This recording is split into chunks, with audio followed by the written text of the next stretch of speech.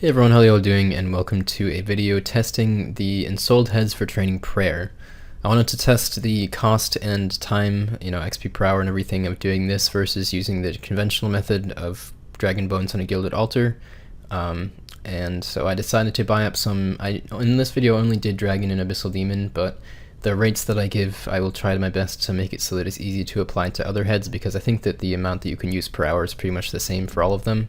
So it shouldn't be too difficult since they all have the same amount of hit points. It's all 35 hit points. So the basics of this method is that you need 60% Arceus favor to use the spellbook in order to be able to reanimate the monster heads. And basically what you do is you buy the monster heads, you bring runes, you bring combat gear, and you make sure that you're on the correct spellbook, and you cast the correct reanimate spell for whatever head that you're using on it in an area near the Dark Altar, which is in the Arceus section of Great Korend on Zaya. And you spawn a monster, you kill it, or you spawn like an undead type monster of the head, I guess ensouled. I don't really know what ensouled is supposed to mean, but yeah. So I guess like the soul is captured in there, but yeah, whatever. So you spawn this thing, you kill it, it has 35 hit points, pretty easy to kill. Obviously higher stats makes it faster to kill them, so that's definitely something worth taking into consideration. You don't want to try to do this with really low stats for the most part, because it won't work out too well. And gilded altars you can use at any level. So basic requirements for this, of course, 60% Arceus favor. You need access to fairy rings, so you need to start the Fairy Tale Part 2 quest to get that. And you need to go over to Great Korend and pay the dude next to the fairy ring there, like 80k or something like that, to be able to use it. And the fairy ring code is CIS. Once you've paid the guy, then you can use that, and it's pretty convenient to get you pretty close to the Dark Altar. You want to have decently high melee or range stats. You can do these with ranged also, but I'm just showing it with melee in this video. If you were to do range, just bring a blowpipe and maybe a cannon. If you're ranging, it's probably worth using a cannon, otherwise I don't think it is, but I'll get into that a little bit more later. And you'll also need to have whatever magical requirement is needed to cast the spell that you're using. For the ensouled dragons, you need 93 magic, for the abyssal demons you need 85, and you can do regular demon heads at like 72 magic, I think it is. And there's Aviances in there also, but I think you can only range the Aviances, so may or may not be as desirable. As far as other things that I recommend, and you'll see me using in this video, a rune pouch is definitely something you should invest in if you're planning to do a lot of this. It saves you 2 inventory spaces every trip, which definitely adds up over time. It will cost you around 2.5 mil right now. You can buy emblems from other players in World 18, so you don't have to actually PK for those, and you buy it from the Bounty Hunter shop. And it stores 3 types of runes in 1 inventory space, so it's quite convenient for a huge host of different things, including this. I use it all the time, so I definitely recommend getting one of those if you don't have one, and it's really nice to have for this. Having a quest cape is very beneficial because it brings you the closest teleport to Fairy Ring, which is at the Legends Guild is very, very close to the Fairy Ring, and you do need to use the Fairy Ring to get back to here, so those are nice to have. If you don't have them, then the best one after that is Slayer Rings. If you don't have Slayer Rings, then maybe Ectophile? That's probably bad advice, but I'm sure there are other ones that are pretty close to fairy rings, but yeah, you get the basic idea. You need to get close to a fairy ring. And if you have the quest cape, you may also be able to do Lumberj Elite Diary. That has a lot of other requirements, but one of them is quest cape. So Lumberj Elite Diary allows you to use fairy rings without the need for a Drayman or Lunar Staff, so that's quite convenient as well. Saves 1 inventory space for every trip, so that's nice to have, but obviously not a requirement or anything. But those are pretty much the only factors that really affect it, other than, higher combat stats means slightly better kills per hour, which means slightly better prayer XP per hour as well. And of course your gear you want to optimize for just strength bonus, and for the basic method, I do drink a dose of attack and strength potions at the bank, and that's plenty, and you don't need to take potions with you at all, so I just take a dose at the bank. And if you are killing dragons, you need to use a Dragonfire Protection Shield, and you also want to take a dose of a Anti-Fire Potion at the bank. Probably extended would be better, but I don't know if you really need that. Yeah, as you can see, I'm using Bandos, a whip, just max strength in general, but bring whatever gear you have. Definitely get a whip at least, but anything else is, whatever you have, basically. So for dragons, it's kind of annoying because they're such a large monster, and a few of the other monsters you can spawn are also not 1 by 1. Most of the monsters are, but some of them aren't. Dragons are like 2 by 3 or maybe 3 by 3 or something, I don't know, maybe even 4, I don't even know, but they're big. and they're a nuisance to spawn because you have to have a large enough area, so you have to run a bit of a distance in there to get to a spot where you can actually spawn them. With Abyssal Demons, you can spawn them like right at the edge because they're 1x1s, and a lot of the other ones are 1x1s too. This spot right here is the spot that I found to be most convenient for the dragons. It's just the closest spot, so it means the least amount of running to get there. You can also use a cannon for these, but it makes it kind of more annoying because, especially for dragons, it's kind of difficult to get the double hit spots quite right. I will show some footage of me cannoning the dragons, but it's kind of a nuisance, and you're basically sacrificing melee XP for more ranged XP, which isn't really the best trade-off, and it also costs a bit more. I think it adds like 1 GP per XP more cost to this, so I wouldn't really recommend cannoning. Maybe if you're ranging them and actually care about range XP, then go for it, but for overall macro efficiency, range XP is a lot less valuable than melee XP because it's 3 times as fast through conventional training methods. So it's you're better off getting the melee XP. The cannoning increased it by like 10 or 15% per XP per hour, which is pretty insignificant for added cost and loss of a lot of melee XP.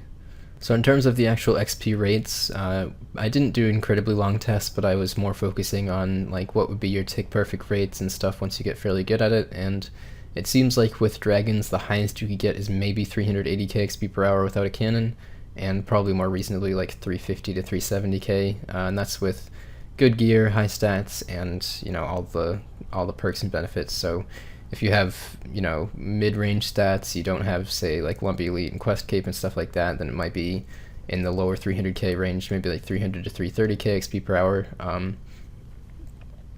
So it's faster XP per hour than AFKing on a Gilded Altar as far as I know. I'm not exactly sure what the rates are of AFKing there, but it's not quite as relevant to efficiency. The rate of manual prayer is over 600k an hour. You can get upwards of 650k, maybe even 700k if you get quite good at it. So it's quite a bit faster to use a Gilded Altar, but you have to take into consideration the lesser cost of doing this, and also the fact that you get a good amount of melee XP, which has the XP per hour of the fastest ones, 370k, and that works out to be about 230 to 240 ensouled monsters that you kill per hour. I think it would remain pretty similar regardless of what one you're killing because they have the same amount of hit points. I tried to use Monster Examine on one of them to see if I could see their defensive stats because it might be different depending on the monster, but it didn't work. The spell itself didn't work on them, so I'm not exactly sure. You might get slightly more kills per hour on lower level ones, but assume that it's pretty much the same. And then if you're wondering the XP per hour of lower level ones, then just multiply the XP that you get per one, which you can find on the wiki page, by around 230 maybe, somewhere in that region. This means that ensouled Abyssal Demons would be just barely upwards of like 300k XP per hour, and ensouled Demons would be max about 270k XP per hour. So if you're thinking of doing lower level ones that are a bit cheaper, then your rates will be a bit lower, but still fairly decent and still comparable, if not better, than AFKing at a Gilded Altar anyways. As far as magic and melee XP per hour, I worked it out to be around 30 to 35k melees per hour and about 44k magic per hour, 40 to 45k I'd say, depending on your speed. So that's also worth taking into consideration. The magic XP doesn't matter so much, but it does mean that you're saving money on training magic through other methods, because magic does cost money. It just efficiency wise doesn't take any time because you're doing things like imbue or alch. As far as melee XP, that's about 25% the efficient rate of melee through NMZ. So that's a decent amount of melee XP that you gain while training prayer. So it's definitely worth adding that into the total equation of seeing whether this is actually efficient or not. So of course, if you do play alt accounts and have basically unlimited GP, then of course using Gilded Altar is the most efficient way to go because it's the fastest XP per hour.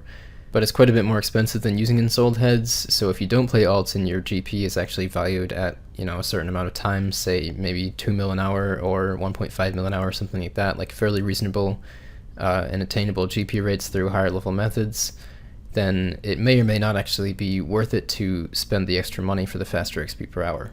So I'm going to break it down in terms of using these methods to get level 99. So if you're using ensouled dragon heads to get level 99, it'll take you about 35 hours, and it will cost you about 120 mil if you take into consideration the cost of the heads, the runes, and a little bit for the potions that you drink at the bank.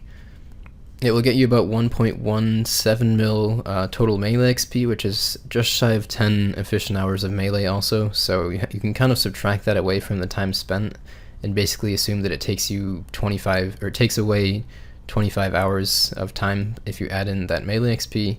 And to get 99 prayer using Gilded altar with bones, it takes you about 20 hours if you get 650k XP per hour, or maybe slightly higher if you don't attain those rates, but around in the region of 20 hours.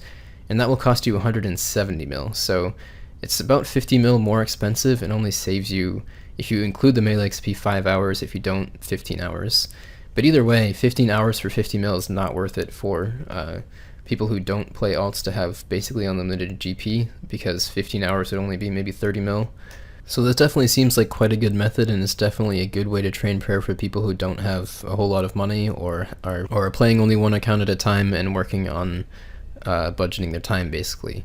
A few things to keep in mind: this seems very good with the maximum optimal rates, but you may not have max stats, you may not have max gear and stuff like that, so your XP per hour could be notably lower than mine, and your XP per hour in the Gilded altar should be pretty much the same all the way through.